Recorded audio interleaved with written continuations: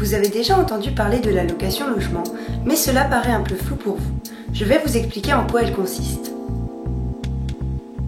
Tout d'abord, l'allocation logement vous permet de réduire les dépenses de votre habitat, que vous soyez locataire ou propriétaire.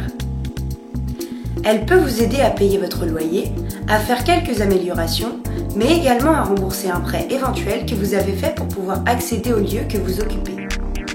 Selon votre situation et vos besoins, différents types d'allocation logement vous seront proposés.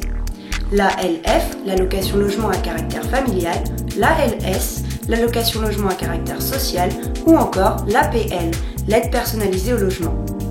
Cependant, il faut savoir que les allocations logement peuvent varier en fonction de beaucoup de critères.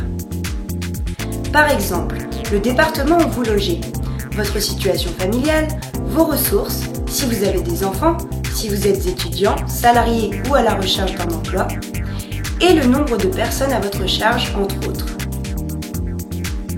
Alors, comment savoir si vous y avez droit? C'est simple, informez-vous auprès de la caisse d'allocation familiale qui vous dira si vous pouvez en être bénéficiaire ou non.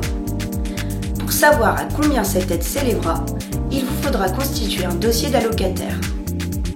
Aussi, pour pouvoir obtenir une allocation logement, il sera nécessaire de remplir au moins une condition exigée par la CAF, et les conditions ne tiennent pas seulement qu'à vous, puisqu'en effet, le logement doit aussi respecter certaines normes.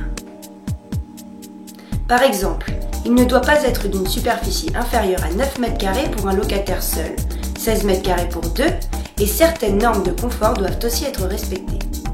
Pour terminer, lorsque votre dossier sera constitué et que la caisse d'allocation familiale aura déterminé que vous pouvez bénéficier d'une allocation logement, si vous êtes locataire, il vous sera possible de demander, en accord avec votre bailleur, à ce que votre allocation logement lui soit directement versée et ainsi déduit sur votre loyer.